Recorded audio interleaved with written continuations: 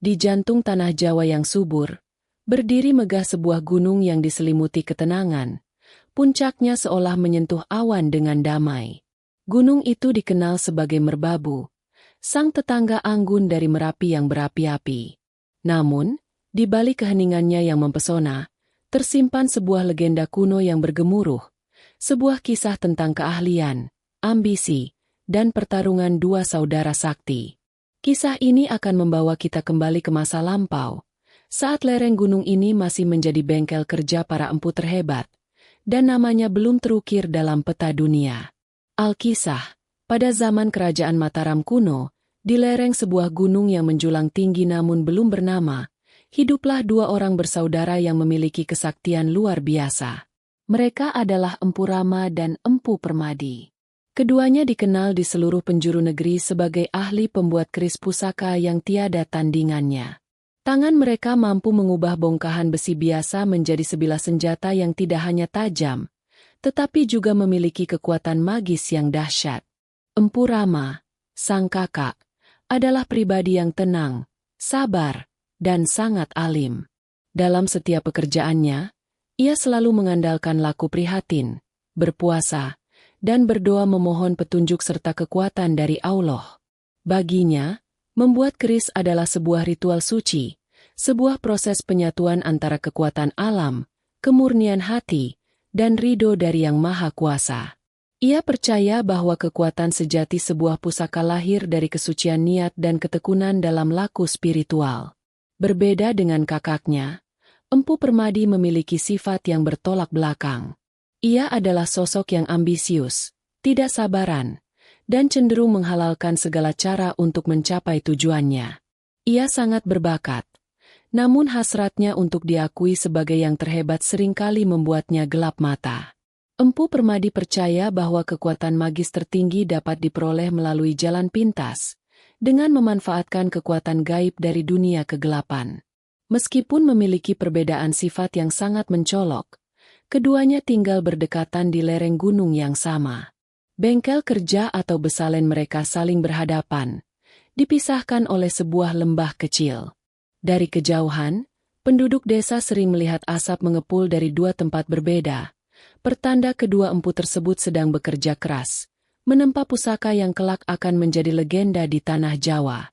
Kehidupan mereka berjalan dengan caranya masing-masing. Empu Rama dengan ketenangannya, dan Empu Permadi dengan ambisinya yang membara. Mereka adalah dua sisi dari mata uang yang sama-sama ahli, namun dengan filosofi hidup dan berkarya yang sangat berbeda. Perbedaan inilah yang pada akhirnya akan menuntun mereka pada sebuah persaingan sengit yang akan mengguncang gunung tempat mereka tinggal. Kabar mengenai kehebatan dua empu bersaudara itu akhirnya sampai ke telinga Raja Mataram yang saat itu berkuasa. Sang Raja, yang ingin memiliki sebuah keris pusaka pamungkas untuk menjadi simbol kekuatan dan wibawa kerajaannya, memutuskan untuk mengadakan sebuah sayembara. Ia mengundang Empu Rama dan Empu Permadi ke istana dan memberikan mereka sebuah titah yang sangat penting. "Wahai Empu Rama dan Empu Permadi," titah sang raja, "aku mendengar kehebatan kalian dalam olah tempa pusaka. Aku ingin kalian berdua membuat sebilah keris yang paling sakti. Siapapun di antara kalian yang berhasil menciptakan keris terhebat, akan aku angkat sebagai empu kepala kerajaan dan akan aku beri hadiah kekayaan yang melimpah ruah." Tantangan dari sang raja ini disambut dengan cara yang berbeda oleh kedua bersaudara itu. Empu Rama menerimanya dengan penuh kerendahan hati. Baginya, ini adalah sebuah kesempatan untuk mendedikasikan seluruh ilmunya demi kemuliaan kerajaan dan sebagai wujud pengabdiannya kepada Sang Pencipta. Ia tidak terlalu memikirkan hadiah atau jabatan, melainkan fokus pada bagaimana cara menciptakan sebuah pusaka yang benar-benar agung dan membawa berkah. Sementara itu, Empu Permadi melihat sayembara ini sebagai panggung yang sempurna untuk membuktikan bahwa dirinyalah yang terbaik. Ambisinya berkobar-kobar. Ia ingin mengalahkan kakaknya dan merebut gelar empu kepala kerajaan yang begitu didambakannya. Di dalam benaknya, ia sudah mulai merencanakan berbagai cara, termasuk cara-cara terlarang, untuk memastikan keris buatannya memiliki kekuatan yang tidak akan terkalahkan. Setelah menerima titah tersebut, keduanya pun kembali ke lereng gunung, ke besalen mereka masing-masing. Sayembara telah resmi dimulai. Atmosfer di sekitar gunung itu pun mulai berubah. Udara yang tadinya tenang kini terasa syarat dengan energi persaingan yang kuat. Pertarungan antara dua filosofi, antara kesabaran dan ambisi, antara jalan terang dan jalan kegelapan, akan segera dimulai di atas bara api penempaan. Empu Rama memulai pekerjaannya dengan persiapan batin yang mendalam. Ia tidak langsung menyalakan api di tungku perapiannya. Selama berhari-hari, ia melakukan tapa brata, berpuasa, dan menyucikan diri. Ia berkeliling gunung, menyatu dengan alam, memohon petunjuk dari hembusan angin, gemericik air, dan kesunyian hutan. Baginya, bahan baku terbaik bukan hanya berasal dari biji besi pilihan, tetapi juga dari energi murni alam semesta. Setelah merasa hatinya bersih dan jiwanya siap, barulah Empu Rama mulai bekerja. Ia memilih bahan-bahan logam terbaik yang telah ia kumpulkan selama bertahun-tahun. Proses penempaan ia lakukan dengan penuh kesabaran dan konsentrasi tingkat tinggi. Setiap pukulan palu yang ia ayunkan diiringi dengan lantunan doa dan wirid. Asap yang mengepul dari besalennya tidak terasa panas, melainkan menebarkan aroma wangi bunga-bunga hutan yang menenangkan. Ia percaya bahwa kekuatan keris tidak hanya berasal dari panasnya api, tetapi dari panasnya semangat spiritual. Ia tidak memaksakan kehendaknya pada logam, melainkan membujuk dan menyatukan setiap lapisan besi, nikel, dan pamor dengan kekuatan batinnya. Proses ini memakan waktu yang sangat lama, berbulan-bulan. Namun Empu Rama tidak pernah sekalipun merasa lelah atau tergesa-gesa. Selama proses pembuatan keris, banyak terjadi peristiwa gaib di sekitar besalen Empu Rama. Terkadang, satwa-satwa liar seperti harimau dan kera datang dan duduk diam di sekitar bengkel kerjanya, seolah-olah ikut menjaga dan memberkati proses suci tersebut. Penduduk desa yang sesekali melintas merasakan aura kedamaian yang luar biasa, sebuah energi positif yang terpancar dari laku prihatin sang empu. Pada akhirnya, dari tangan Empu Rama terciptalah sebilah keris dengan pamor yang indah laksana aliran air. Keris itu memancarkan cahaya kebiruan yang lembut dan terasa sejuk saat dipegang. Kekuatan magisnya tidak bersifat agresif, melainkan bersifat melindungi dan membawa kebijaksanaan bagi pemiliknya. Keris itu adalah cerminan dari jiwa pembuatnya, agung, tenang, dan penuh dengan kebaikan. Di seberang lembah, Empu Permadi menempuh jalan yang sangat berbeda. Dikuasai oleh ambisi dan sifat tidak sabarannya, ia memutuskan untuk menggunakan ilmu hitam. Ia merasa jalan spiritual yang ditempuh kakaknya terlalu lambat dan tidak akan menghasilkan kekuatan yang cukup dahsyat untuk memenangkan sayembara. Ia ingin menciptakan sebuah keris yang mampu menaklukkan dunia dalam sekejap mata. Untuk itu, Empu Permadi melakukan ritual-ritual terlarang. Ia memanggil jin dan makhluk-makhluk gaib dari alam kegelapan untuk membantunya. Sebagai gantinya, ia harus memberikan persembahan atau tumbal. Menurut legenda, ia tidak segan-segan menculik orang atau menggunakan bagian tubuh makhluk hidup sebagai bahan campuran untuk membuat kerisnya. Besalennya kini bukan lagi tempat seorang seniman, melainkan sebuah altar pemujaan ilmu hitam. Api di tungku perapian Empu Permadi menyala jauh lebih besar dan panas dibandingkan milik Empu Rama. Asap yang keluar dari cerobongnya berwarna hitam pekat dan berbau anyir darah, membuat siapapun yang menciumnya merasa mual dan ketakutan. Suara pukulan palunya tidak terdengar berirama, melainkan seperti jeritan kesakitan yang memekakan telinga. Ia bekerja dengan penuh nafsu dan amarah, menuangkan semua energi negatifnya ke dalam bilah keris. Suasana di sekitar besalen Empu Permadi menjadi sangat mencekam. Tumbuh-tumbuhan di sekitarnya layu dan mati. Binatang-binatang hutan menjauh ketakutan. Penduduk desa tidak lagi berani mendekati area tersebut, bahkan di siang hari. Mereka sering mendengar suara-suara aneh dan rintihan misterius yang berasal dari bengkel kerja sang empu pada malam hari. Hanya dalam waktu yang relatif singkat, keris buatan Empu Permadi pun selesai. Bentuknya mengerikan, dengan bilah yang berwarna kemerahan seperti darah beku. Keris itu memancarkan hawa panas yang menyengat dan aura jahat yang sangat kuat. Konon, keris itu memiliki kekuatan untuk menyedot jiwa lawannya dan selalu haus akan darah.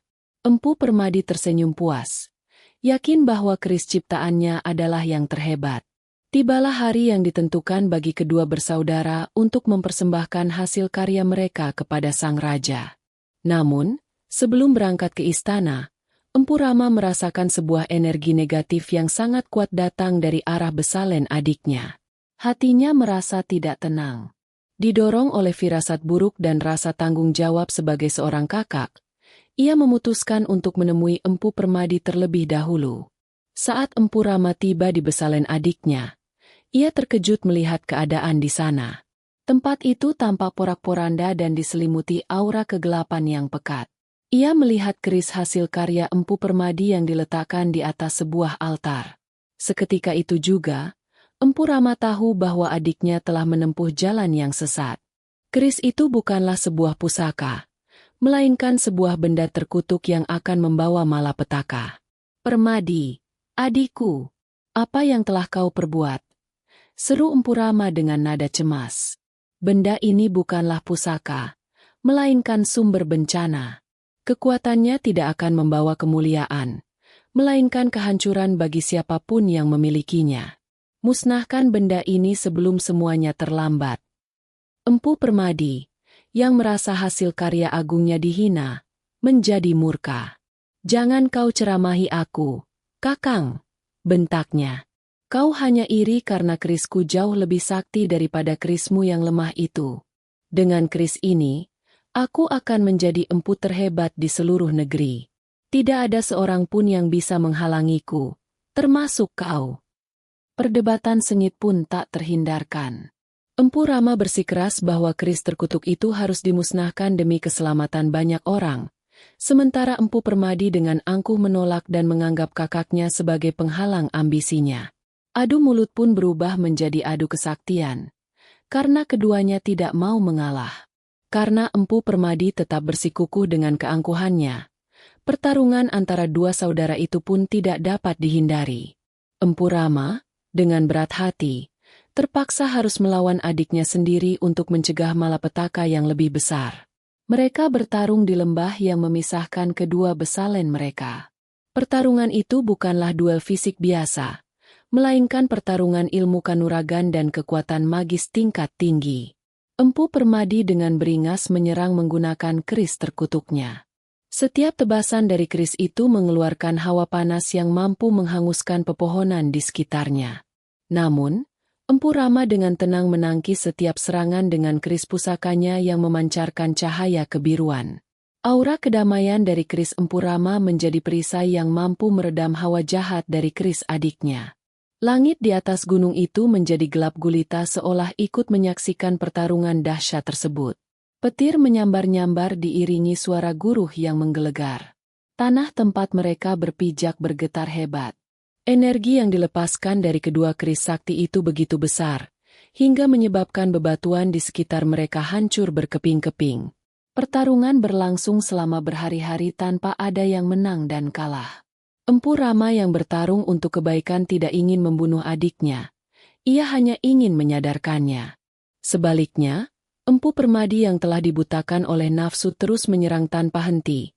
Tenaganya seolah tidak pernah habis karena dibantu oleh kekuatan gelap dari kerisnya. Melihat adiknya yang semakin hilang kendali dan membahayakan seluruh kehidupan di gunung itu, Empu Rama akhirnya sadar bahwa ia harus mengambil tindakan tegas. Dengan memohon kekuatan dari Allah, ia mengerahkan seluruh tenaga batinnya untuk sebuah serangan terakhir, sebuah serangan yang tidak bertujuan untuk membunuh, melainkan untuk melumpuhkan sumber kekuatan jahat adiknya. Pada puncak pertarungan, Empu Rama berhasil mendekati adiknya.